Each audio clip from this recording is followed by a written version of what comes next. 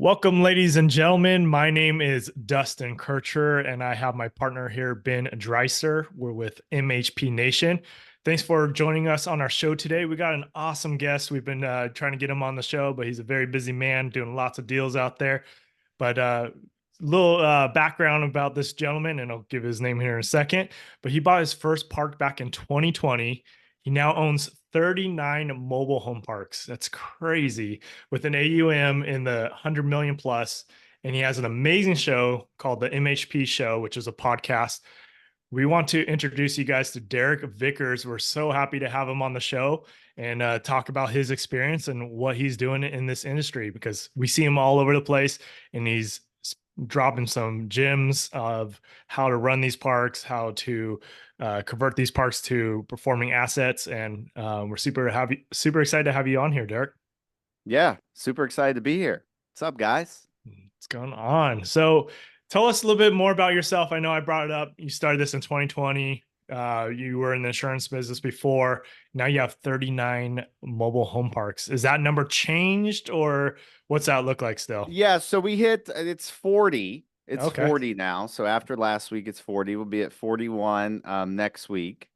Nice. And we're just, continuing to kind of move. And I grew up in a small town. No one in my family is wealthy, like all very blue collar, middle class, like Mhm. my grandmother's definition, if she were still here today, she'd be like, Derek, you need to get a real job. Like digging a ditch to her is a real job, right? And so I grew up around that very, very humble beginnings, and my family is still, great loving family, but very blue collar, working class people.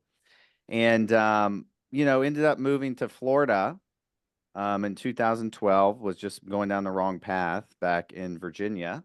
That's where the little twang comes from and the accent, if you pick it up there. Anyways, yeah, moved to Florida, started selling insurance door to door. Just thought that was a great idea. And it actually was, because I learned a lot from that. Mhm. But got my teeth kicked in for a few years until I started doing, so I started to pick it up and doing well. Ended up building a team of over 100 salespeople. We were Wow. doing, I don't know how much premium, in the millions, $5 or $6 million in premium a year, maybe a little bit more than that.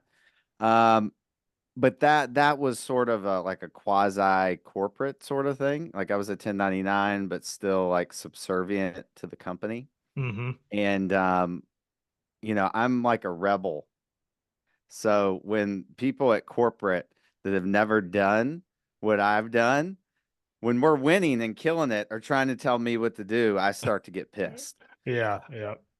So, and then I just always wanted to get into real estate and found mobile home parks. The returns were so much better in apartments that I was looking at, and kind of stumbled into the first deal. And, we just went on a tear in 2021 and the beginning of 22. 23 was, not a good year for it was just a stalemate. But Yeah. this year it's, I'm seeing the light Yep. a little bit. Nice. What are you seeing that's changed a little bit from 2023 to 2024? Are you doing more seller finance deals, or are you seeing a traditional financing changing? Yeah, so what I've been like the bank, so the debt is there, right? You can get the debt. It's just expensive, right? Hmm. So your Yep. deal has to pencil, right? So we're looking at deals every day, and a lot of them just don't pencil. I mean, but I think that now that these higher interest rates have seasoned with the sellers a little bit, they're getting slightly more reasonable. And then Hmm. we're being more optimistic about the market. So we're able to, like, we've crunched the gap to where we're in negotiating range to a degree.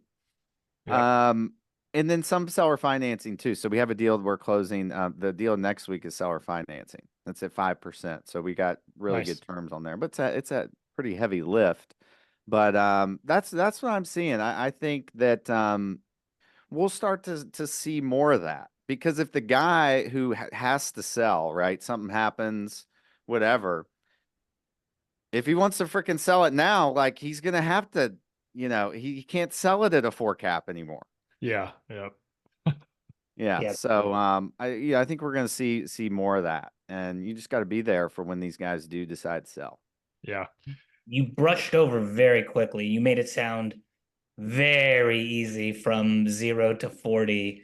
But can you walk us through the first deal, the first couple, managing it, getting like, we've just got in here and we see how much work and effort every deal, every part of the deal is taking. Can you kind of walk us through how you built that momentum and the confidence to kind of just go on this? Yeah. Yeah. So it's a great question. So the management was a disaster at first. I mean, it was just tough. And the deals that we were buying, they were just heavy lifts, right? And I had great partners, great partners that obviously helped with, financing, capital, and things like that. So it's not just me, it's a team effort.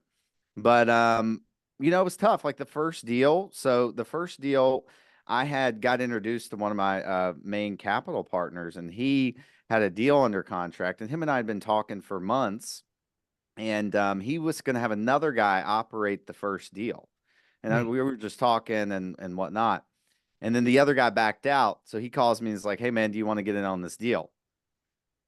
Sure, hell yeah, why not, right? Because the deal was actually 15 minutes from my insurance office. Oh, So the nice. the insurance office was probably 45 minutes to an hour from the house. So it worked out good. Go to the office and then hit the park up at the end of the day. So that was tough, man. That was a whole conversion park. Like everything that, I listened to Frank's stuff and everything that he told me not to do. Like, I'm like, damn, we walked into this park and it was everything like park owned homes, vacant park owned homes, criminals in the park. Um, we find out when we close that it's not city water and city sewer. Well, half of it is. Half the front, like 8 lots, is on septic. Like, Ah. oh, that's cool to find out after closing. Yeah. So it was just everything that was told not to do, and I'm like, okay, I got to figure this out. So we converted all the park-owned homes and ended up doing really, really well on that deal. And so how we got to buy stuff so fast is that, well, I'll say this: one of the things we did right was buy things quickly, and I would say that that could be like maybe a wrong thing to do too. But if we would have bought slow, we would have missed out on all these deals. So I think it was better to buy them fast and make mistakes and then figure it out. Hmm. Um, where was I going after that? I just jumped off a second from where I was going. Well, that Oh, you I got buy. it. I got it. Yeah, Yeah. yeah. So we were able to buy them fast because we found this little wrinkle in the market, right? To where we were off, like what we figured out that we could pay was actually the FU price from the seller. The price? The price Hmm. for the seller is like, yeah, fuck it, I'll sell it. We found like that price was like, oh, it's a home run for us. And so you see what I'm saying? We were lobbing offers to everybody. Yeah, we'll take it. Yeah, we'll take it. Yeah, we'll take it. And they were the exact kind of deals that we want. Mm. And that's why I tell people, like, you got to figure out what kind of deal that you want, because you'll be able to scale faster, because I went to the markets that I wanted to buy in, Hmm. Central Florida, and I just freaking started, oh, I want that deal, I want that deal. So then I would call those people or whatever. And again, we would lob over these offers that were like, hell yeah, I'll take it. Like we even bought stuff, like the deals you can find. We bought some stuff off LoopNet, that the little commercial real estate broker that doesn't know what he's doing, the local guy that Where deals doesn't go to know. die. Yeah, exactly. And yeah, we found some deals that way too, man. So it was like a combination of things of really knowing what kind of deals that we wanted. And we had like this time in the market to where our price, where we knew we could crush it, was the FU price from the seller. Like, I'll definitely get rid of this freaking thing for that price. So that was how it was like boom so fast. And I see, some of the transactions we're working on now, they aren't as smooth as that, because Hmm. just the sellers are just, they get so weird. So when you say like it was the wrinkle, so you're able to offer their FU price basically, and if you're betting or looking at the market and how much it's going up at that point, is that what you were kind of banking on, was where the market No, was back in 2020? no, well, no, a little bit. Like, we knew the Central Florida market was blowing up, right? But we Hmm. found out in that first deal that we could get, like, we could convert park owned homes, give people actually lower rent, but we could just allocate more to lot rent, right? And so it was boom, we were just getting these huge value jumps, right? And we looked for those specific type of parks. Got it. That business model still works today, but it's not, you have to be more careful with it with 8% rates and, your higher basis going in. But I mean, if you can buy a park at 40,000 a pad and you can get $800 in lot rent, the tenant pays less and it's a better situation. Like, do the math on that, Yeah. right? At Yeah. a 5.5 cap, which most of our stuff appraised for when we refinanced it. A 5.5 cap. Wow. Nice. Oh yeah. You're Yeah, in Central Florida. So, yeah, okay. yeah. Nice. Well, that's amazing. And it does feel good when you have that strategy and the right timing to it. So, what has changed though from then to? I mean, how many during that time did you pick up in that kind of? You said So, the wrinkle yeah, in the in market. 2021 there, I think it was 17 or 18 in a span. Like we Wow. bought them in clusters. So we bought Okay. the first one in September, and then I just kept finding deals. Like the partners I was we worked with and stuff, we didn't even expect to I just kept finding freaking good deals. And we couldn't pass on them. And so we closed, the next closing was 4 deals, the next one was 2, and then the next closing was 4, and then we closed like 5 in one. So it was always in like clusters.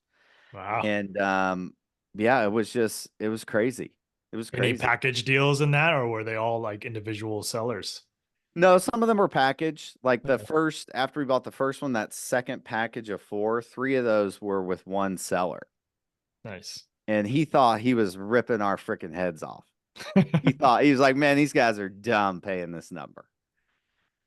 Wow. But And then you No. were able to get were those with bank financing or seller yeah, financing? they were with bank Bank. financing. So I mean that's makes it a little bit more comfortable or a better purchase if a traditional bank is willing to lend on it. They're Yeah. doing their underwriting, they're requiring all their inspections. So I mean that's a safer deal. Wow, Yeah. kudos to you on Yeah, that. That's yeah, but I awesome. mean, the banks then they were trying to lend money. I mean, they're trying to lend money today, but then they would actually look at a pro forma and take it into consideration to a degree on the amount of leverage they would give you. Hmm. They would still do earnout structures then, but now it's like, yeah, we're not going to look at pro forma. And I'm like, dude, I own a park down the street where the rent's $800. Like, what do you, Yeah. anyway? So, um, yeah, it's interesting. It's definitely changed. It's definitely changed. And then in order to do that, you obviously have to have a good team around you. Can you talk about what your team looked like, what your function was, what your partner's function was, maybe VAs or who you have on your team then, and how it's evolved over the years? Yeah, yeah, totally. Yeah, so, in the beginning it was just me. And I had a partner who was, would do like capital and he would handle some of the asset management stuff. I was strictly operations in the beginning. And then we had another partner who helped with capital and then I did stuff with capital as well.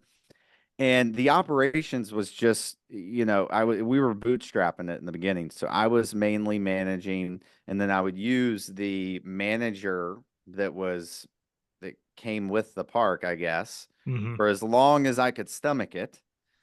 And yeah, um, yeah, after they lied to you so many times and they, spread rumors and all that stupid shit. Yep. Um, yeah, and then it evolved to where we had to bring someone else on, and then we brought like some other people on. Like we never really used VAs. We're using some now for stuff, but not really. But we probably should use more VAs. Um, so now it's kind of morphed now, and I'm not doing deals with the same partners anymore. But I have some other people that we've done deals with, and we've got office staff, obviously someone that helps with collections, somebody that's handling, title work for us if we need that, someone that just handles rent manager and, accountants and those types of things. But, you got to have that stuff. Like, Yeah. and I just thought I could do it all in the beginning, which, because I Yeah. hate that stuff. Like most of the back end stuff, it sucks. Like, it's just not, I'm good at like, networking, meeting with people, Big picture. acquisition. Yeah. What's that? You're good at the big picture stuff, the Yeah. ideas, and then putting people in the right place. Yeah, for sure. For sure. So what is it that exactly that you're doing? So like you said, you're talking to people now. Are you still raising capital? Are you the acquisition person? What's that look like? Yeah, so now I'm doing, capital and asset management stuff, really just getting in front of people to bring people into our new deals because we Okay, do have a big pipeline of deals coming up. nice. So I'm doing that and some acquisition stuff too.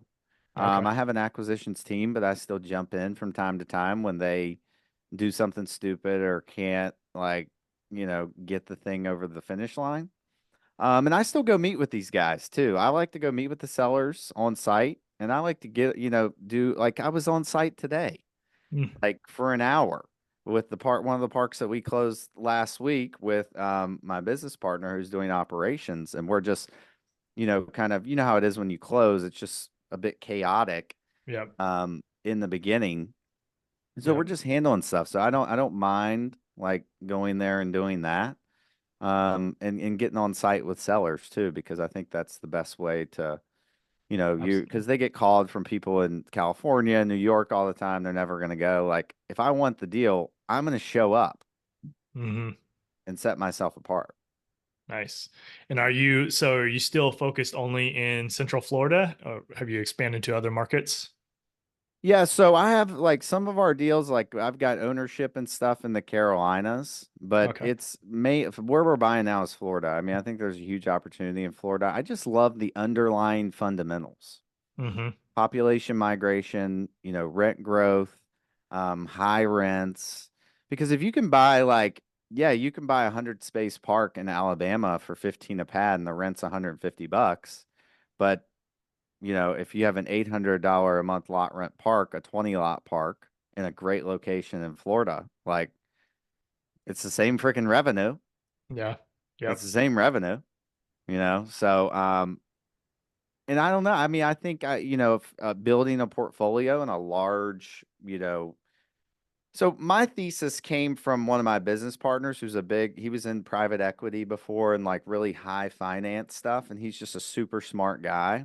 And he like really like, hey, we need to buy in a good location. Yes, it's more competitive. Yes, it's more expensive, but we can screw up and still be okay because of the market fundamentals and everything moves faster.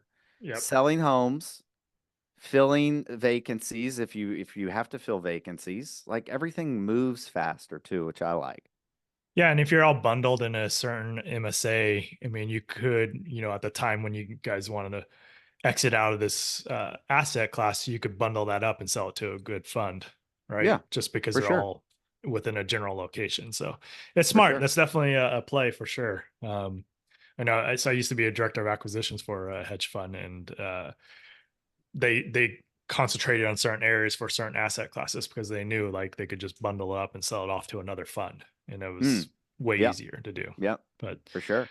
nice. So How I like about that. how about insurance? That's the kind of crazy thing in Florida, isn't it? Getting Yeah, insurance. I mean yeah, so on this last deal that we had to insure this stupid building on site. Like this is the last time that I don't have something to do with the appraisal because they made us insure this stupid fucking building on site. And I'm like, guys, if Putin drops a bomb on it tomorrow, like I don't care.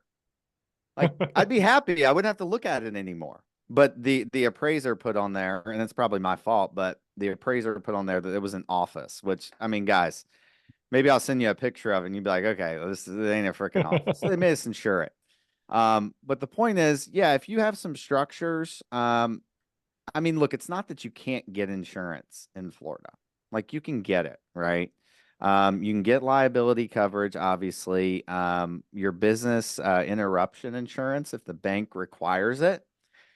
It just depends on how much that they're looking for, right? Um, we have a deal that we're working on now that's supposed to close at the end of August. And for some reason, the bank upped the business interruption insurance. Mm, And so it does, it does make it more difficult. It hurts the cash flow in the first year. and in subsequent years as well too. But you know, it is what it is. But like, flood insurance in Florida, but I don't buy in flood zones. I don't buy in flood zones. I buy inland. Like, we're not gonna get a 15-foot storm surge in the middle of Florida, Hmm. but there's still wind risk there for Yeah. sure. Yep. I think a lot of places are having issues with insurance, right? It's kind of all over the board. More natural disasters are happening, and wind, especially, like wind damage is a big one, right? And that's just the Yeah, tough one to yeah. get. Usually it's not covered in your normal package. I mean, you sold insurance, so you understand this, but uh, it's additional stuff you got to add on, and it's all when you got to add on stuff, it's going to cost you more. Yeah, I So, know. And I freaking, I hammer these guys for like, every dollar, because you should, because it does, every dollar impacts NOI. hmm. I don't care if it's $50. I don't care if it's $10. And I made, reason why I know this and I'm so like, like a stickler for this now is because, I wasn't in the beginning. I was like, yeah, screw it, get it done, get it done, get it done. And then you look at the bottom line and you're like, so like we take very much care with like the little stuff on operations, like the trash contracts, like, what the deposit's going to be, like where can we negotiate on operating expenses. But look, um we're not penny wise and pound foolish. Like if we have to replace something like a septic, like yeah, we're gonna pay to fix it. Like we're not gonna nickel and dime that, but on the stuff that really, really matters, like we're gonna, fight for every dollar. Yeah. Yep. So what has been some of I guess your biggest challenges in the space over the last 4 years and 40 parks? What is the most common thing you're seeing as an issue? Yeah, I mean, it's just getting your arms around the operations at first. I mean, it Yeah. is. It's just a lot of moving parts. It's not mailbox money like I initially thought when I got into the business. It's not mailbox money. But as you buy these parks and you put your own people in there, you're doing the background checks, you're checking the credit scores, like you've got that process. Like, yes, down the road, they do get pretty hands off, right? But Hmm. in the beginning, they're just not. I mean, would you guys agree? I'm sure Oh yeah. Yep. they're not. I mean, and so I would say that just getting your arms around the operation so you can kind of pull yourself out of the business a little bit. And then also like, that's a whole nother thing. And then if you're raising money from people, like, you know, to be blunt, like getting your shit together, like do you have a PPM? Do you have an operating agreement? Do you have a subscription agreement? Do you have all that stuff? The investor portal? Do you have are your pro formas good? Like all that stuff, you really need to have it together. And, and you've got to have like a good looking deal deck to send to investors, and you have to have a good process to get them in. And you have to make sure this is just little stuff too. You have to make sure your docs are smooth, like getting in. So like smoothing that stuff out too. Yep. Um, and then just, building up your pipeline of investors is big too, because, you'll talk to, I mean, you'll talk to, I'm sure you guys have done it. You talk to people they're like, hey, we're doing deals. Would you guys invest if we have a deal? Oh, yeah, sure. Oh, yeah, sure. Oh, yeah, sure. And then when you get a deal, you send them the deal and they're like, I'm good. I'm Yeah. good. Yeah. Yeah. I actually made a post about that when we closed on the last park. Was like, you need double the amount of investors you think you need, because there's so many reasons you're going to get no's, right? I mean, I've raised millions on my single family stuff, but when it came to the mobile home park space, it was like, oh, no, it's out of state. Nope, it's not the asset class we want to be on, and or they've already invested the money in something else, and it was a big eye opener because I thought for sure we're going to have like this money in the first week. I'm like, Yeah. oh, what's going on here? Yeah. Yeah, man. Fine. It can be a humbling experience. And, Yeah. luckily, like, in the insurance business, like I had to do that. I had to follow up with people. I had to like really like go after it, because we would have quarterly goals, and your Hmm. bonus at the end of the year was basically a multiple for how many times that you hit the quarterly goal. So if you missed one quarterly goal, it could cost you six figures, right? And so you're like trying to get that. So I was like, I'm used to following up and calling, so I had that skill, but still, like it's, it can be it can be difficult, but you guys are doing the right thing. I mean, you have the podcast, which helps. You know, people see that and they see you guys, if you know what you're talking about, right? Versus somebody who doesn't. Mhm. It's makes a big difference for sure. Yep. Yeah, it's been a lot of learning experiences, but it's we get to connect with awesome people like you and learn from you and yeah, put into our business, right? It's Yeah. so Yeah, for sure. And I think, you guys like are, seem very chill and like invest. I mean, maybe some people do. Some people like pricks, but if you're a cool guy and a down to earth guy and you're transparent, like people will like that. You can't be afraid to share, bad news. Like Yep. we had on these last couple deals, like we had, the bank comes in at the 11th hour and says, "Hey, you're not going to get as high a leverage as we initially told you." Of course, that's great. 2 days before closing, awesome, man. Thanks for telling me now. Yeah. You got to communicate that stuff, right? Yep. So it's just be ready for hard communication and be transparent and you know, Yep. you make Well, it through. that's the one thing I love about your show and the stuff you put out on social media is you're showing the good, the bad, and the ugly. And that was kind of like what Ben and I talked about. Is like when we're getting into this, we're gonna show everything, like the good, the bad, or the ugly. It's not all rainbows and sunshine, whatever they say. And sometimes you gotta shovel the shit to get to the gold, right? Is that not? Definitely. I think that's a saying. But Probably. but yeah, no, that's why we were like, oh man, he's got some good stuff. He's definitely putting it out there, and we appreciate that because you got to be able to communicate with your investors and everybody that's in the business with you about what's happening. You can't keep that in the dark, and Yeah. sometimes that makes it worse when you do that. Actually, Yeah. most of the time it No. makes it worse. Yeah, totally. Totally. I mean, you have to be transparent and like what's going on. I mean, like just, the scene is the scene. Like, hey, this is the scene. These are the steps that we're taking to rectify it. Hmm. And like, I don't know what you want me to do. Like, you can yell, you can get mad, but we're gonna solve the problem.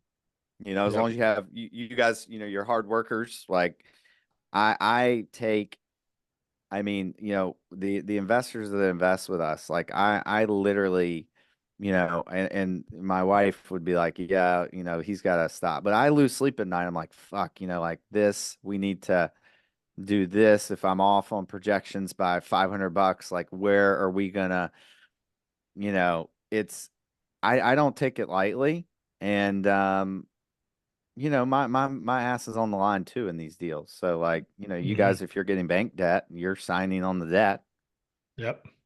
Like, Yeah, so exactly.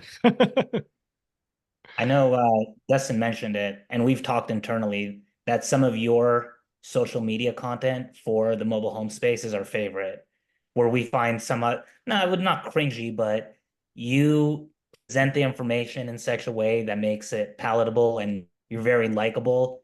Can you talk a little bit about your social media and your strategies and like what your mindset is around it and how you're doing what you're doing? Because you do have some excellent social media. Probably, I would say one of the top, if not the top, in the space, social media content. I really appreciate that, Ben. I really do. And we probably like I need a better strategy. So my like I love I love sharing and giving value. I think it's pretty cool. Especially when someone, you say, "Hey, I love your content, man. I've gotten a lot out of it." Like I like that. That's pretty cool. But the strategy is to just share content and share, like you guys said, the good, the bad, and the ugly, and just be frequent. You know, I'm on there every day, and I just like to get on and be myself. Like I don't put my LinkedIn um superficial like everything's great. You guys know what I'm talking about, right? Yeah, The yep. cheesy LinkedIn post. So, look, I can do the cheesy post, dude. I'll just have the team like put it in Chat GPT, like, hey, make this like really cheesy. But that's not me, like initially. Like me, I like to be myself and transparent. Yeah, I'll curse, whatever. Like, but I'm not putting on some front for the camera. Like Yeah. I just Are you doing it all yourself? Do you have a team helping you? Are you Yeah, scripting yeah. So stuff I have a for the team. Like I future? have some. Yeah. So I'm usually shooting the stuff. Like if I'm out at the park. But today, like I have a camera guy who comes around with me. So he was following me around, and we got some interesting stuff today. By the way, you'll be seeing that. Um, but yeah. So he'll follow me around, and he does some of the editing for those videos that he does. But if you see the videos with just me, I have my own internal editor that I'll do the filming and then she'll edit it. And the same with the podcast. Like this, we would take this and then clip it down. It's not done the best yet. I still think like we need a lot of work, but I really appreciate your compliment there, Ben, because there is a lot that goes into it.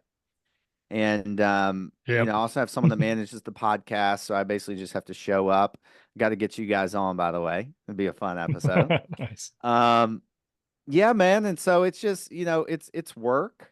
Um, but it's, I think the benefits of it are good. Like I went to a dinner a few weeks ago with someone in the industry, and there were some other people there that I didn't know. But when I go up to the dinner table, this guy's like, Derek, man, great, nice to meet you. So nice to meet you. Like he freaking knew me.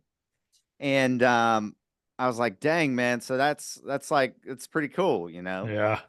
And when you have like in this past deal that we just closed and the next one we're closing next week, I mean, a lot of those investors just came from people that I met and networked with through the podcast and social media. So it's cool to develop those relationships and things. So it's Yeah. it's cool. It's cool. Nice. Well, yeah, keep going, man, because we enjoy it, and I know other people that are interested in the space are commenting on your stuff too. So you're doing a good job. We Yeah, appreciate thanks. We that. get nasty comments too. We get nasty Of comments too. course, Yeah. when you get big, you're gonna have the haters, right?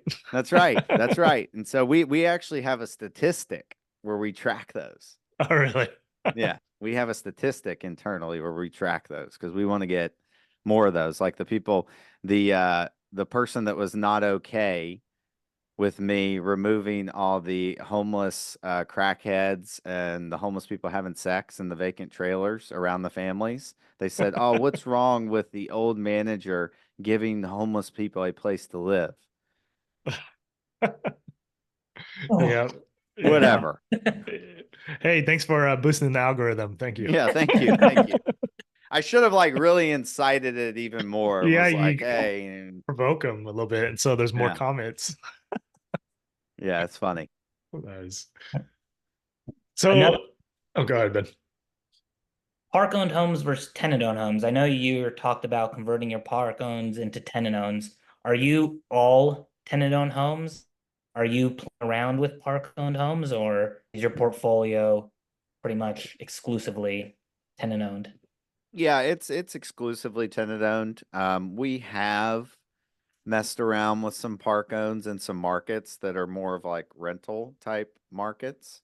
But yeah, I mean, like I like tenant owned homes. I mean, it's just easier to deal with. I mean, it is. You don't have to change toilets.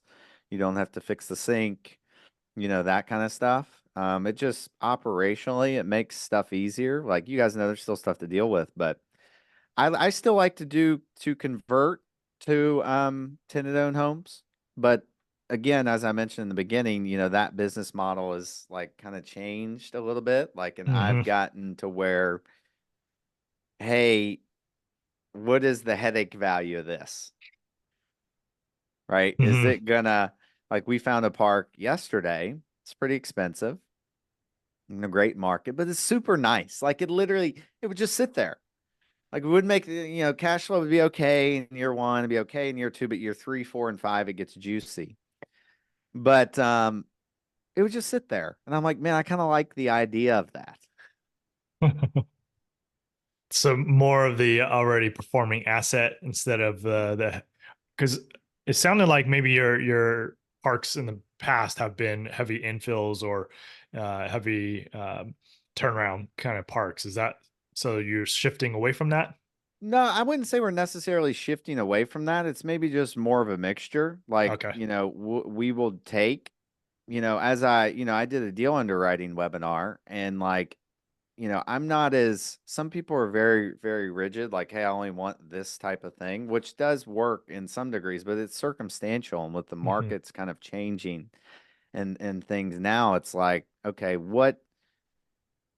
yes, I might be able to give investors a 15 IRR or an 18 IRR on this deal, but it's not going to be any work. It's going to be super nice. It's a trophy asset. Like it's really nice, right? It's not going to be any headache versus I can give investors a 25 or a 30 on this trailer park here, um, with some headache, right? So, but I'm still not completely, against doing a heavy lift turnaround. Like I told you, we're doing one next week. I mean, this park is pretty gnarly, but the terms are great. Yeah. So again, there's differences, right? Like yesterday's business model will work because we're getting 5% interest seller financing on that deal. So we can still do really well there. But I think it's just having certain different ways to look at deals and say, hey, how does this work? Like if you say, I'm only buying a deal that's a 10 cap. Like, okay, well, then there's only going to be certain places that you can buy. Like, but what Hmm. if you find a deal that's not a 10 cap? Like, it's really nice. It just depends. Yeah. So when you're purchasing these parks, your end goal, and when you're setting these up with your investors, is refining them out, or you keeping them in, and you're doing a sale. What's that kind of structure look like for you guys? Yeah. So, I like to, it's typically we do like a 5-year plan. And within that 5 years, we're going to either refinance or sell. Hmm. Okay. And then so the investors are always in. So we refinance or we sell, or well, if we sell, we're all out. But if we refi, then we just, we keep everybody in. Everybody's still in. Like we don't, not some people that do that, but I don't know many investors that just like to be cashed out and not stay in the deal. Maybe some do actually. Some do, Hmm. but yeah, that's how we're doing that. And I like to have it open. Like I'm not forced to sell in 5 years Yeah. because like, what if you had to sell last year? Yeah. Should I Like look? that would have sucked. Yep. Yeah. Yeah, it's good when it's kind of a little open-ended, and everybody understands that, right? So you can play with the market and see where it's at that point. Yeah, because if you had to sell last year, it wouldn't have been good for you. It wouldn't have been good for your investors. It wouldn't have been good for anybody. Yeah. And as far as investors, is every deal you're going to investors? Have you thought about creating a fund? Do you have a fund? Uh, and what are your thoughts kind of around that? Yeah, no, we don't have a fund now, so we're still doing deal by deal. But how we do it is that we'll find a cluster of deals. So we typically, as we've historically done, like don't do just one-off deal. We may, but it's typically a few parks, and we'll treat it like, hey, Dustin and Ben, you want to come in this deal? 100 grand gets you spread across this portfolio pro rata, basically. Mm. So we'll do them all as like a grouping of deals, Yeah. basically. And so we haven't done a fund yet. I think there's pros and cons to it. There's investors that like it. There's investors that don't like it. Um, so I mean, if I had 50 million right now, I don't even know. I mean, I could probably go buy stuff, right? But last year, if I like, what were you gonna do Yeah. last year? Yep. You're just gonna like go buy stuff to buy stuff and whatever. Yeah. So I think it's pros and cons. What do you guys think? Yeah, I mean, to me, I look at it as like the management aspect of that too, right? Having a fun, and now you got to have additional personnel on your team. You're heavily scrutinized on it. I mean, not that you're not on a syndication, but even more so. So if I think if you have good, investor relations, and you're sending out updates and emails and all that stuff. But when you have a park, like I said, you just need more than what you expect to have, and you're going to get commitments. So, um, I don't Yeah. know. I'm more not towards the fun, but Especially- Yeah. unless I was buying way bigger assets, but our stuff is in the 2 to 4 million range, so it's not. I don't think it's needed at this point. Yeah. Yeah. For sure. For sure. Right. Yeah. I And mean, then maybe we'll evolve and morph into that. We'll see. But as of right now, it's kind of crazy as it gets on the syndications. You're running it down to the wire, baby. Yeah. Um, Yeah. I know you guys know how that goes, but Yeah. it whatever. Figure it out. Part of the If you're, fun of being in this. what'd you say? It's part of the fun about being in this business, right? It is. It You is. just so much fun. Ben's like, no, so much fun. Oh yeah, no. For a while when we were raising for this last one, it was we were every day just talking. Hey, where you at? What'd your guys say? And then Ben would call me like 10 minutes later. Hey, what'd your guys say? Like after getting a phone call. Mm-hmm. Oh yeah. Yeah. Yeah. Yeah. I know. I know. You just gotta like, lose the, like, so this is one thing that I use in my mind. So I got like all this like, oh, I don't want to call people and stuff in the insurance business, but like, who cares? You know? I was Mhm. watching and I've said this on other podcasts, but this thing is just stuck with me. I was watching Dan Pena is? I You know who think he I've is? heard the name, but yeah. The dude's like pretty brash, like pretty arrogant, like curses a lot, says very, Oh, the older non, gentleman, right? yeah, says a Yes. Okay, I bunch of do know you. non-politically correct things, but he was talking about like high performance people. Hmm. And he's like, do you think Elon Musk gives a fuck about what anybody thinks about him? And I'm like, Yeah. damn, that's a really good point. So why should I? Yeah. Yep. So I don't know. That's just kind of stuck with me ever since I heard him say that. And it's just like, yeah, dude, whatever, man. You keep calling. Keep, Yeah. obviously you do it in a very you do it professionally, but you just gotta, as long as you're taking the action and stuff, you'll figure it out. Yep. So I gotta know, like, what has been like one of the craziest or funniest stories that you've come across or you've had to deal with uh, across the 40 parks that you own now.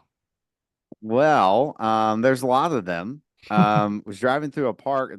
We were just going through our park at like 7:30 in the morning one day, and I look over, and one of our tenants, she's like 65, was walking out of the trailer to the back of her car, butt ass naked, gets something out of the back of her car, walks back into the trailer.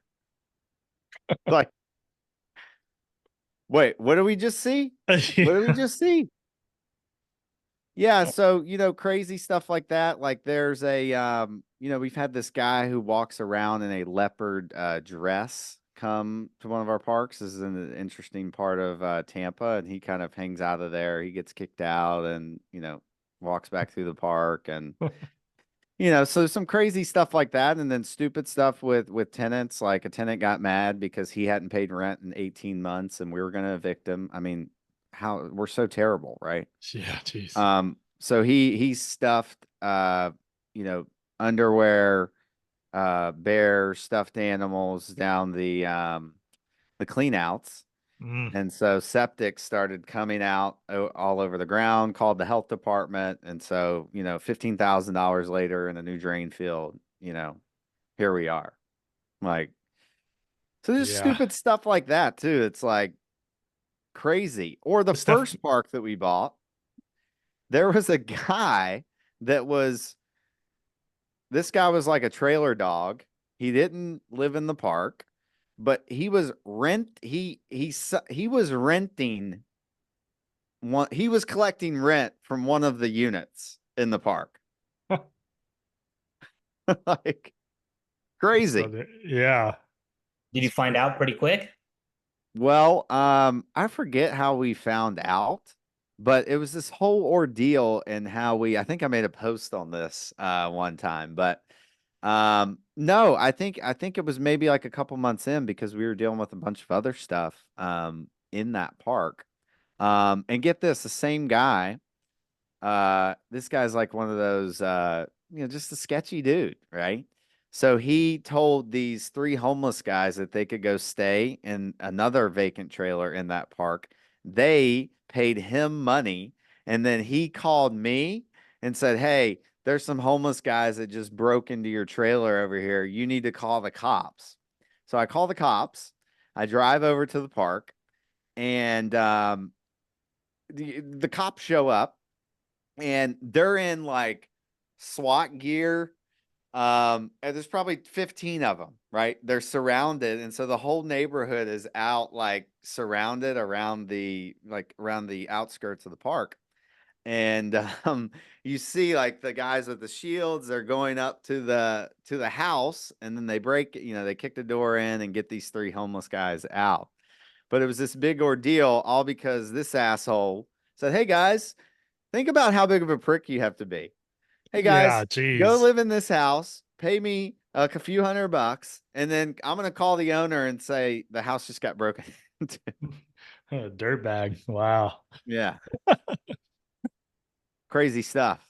Crazy Yeah. stuff. And those are things you just don't know and you can't account for, right? It's going to happen. That's why you got to have a good reserve account. And when those things happen, you're taken care of. I have a story back years back. It was on a single family house where the house was purchased trustee sale, and the tenant, not the owner, the tenant was mad because we gave them notice that eventually they're going to have to vacate, and they drilled holes through all the water lines, and then they poured concrete down the toilet lines, down the sewage lines. And Oh my God. yeah, on like a house that it was built in the early 2000s, and probably didn't even need a dime put into it until that. And it was like, Oh my gosh. But you're the a-hole landlord because you probably kicked him out, and what a terrible person you are, Dustin, for I doing that. know. Like, you should be more compassionate towards people that pour concrete down your freaking toilet. Yeah, exactly. It's like It's amazing. Yeah. messed up world. But Dude, anyways, I do have one more. It's very impressive how you have a deal closing this month and next month. Can you talk a little about that? Like, what's the acquisition strategy right now? Do you have people cold calling? Are you sending out letters? Are you making offers on market deals?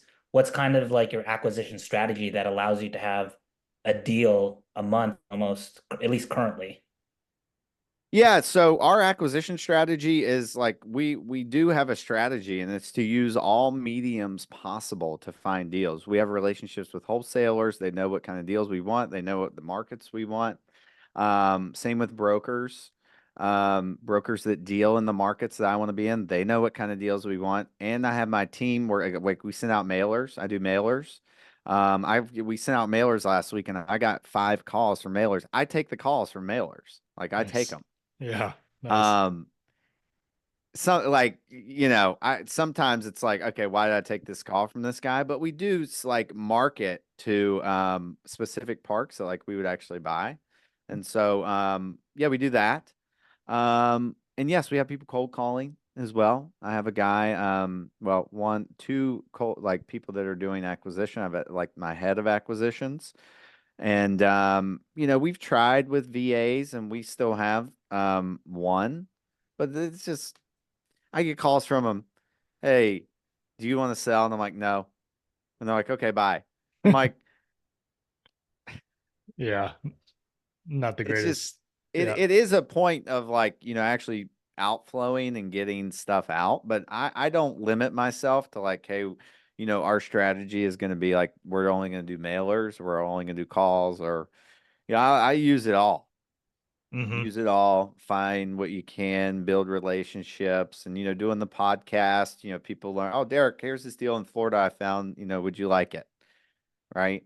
And you guys, I'm sure you'll start to see that too if you haven't already. Hmm. You'll see that as well.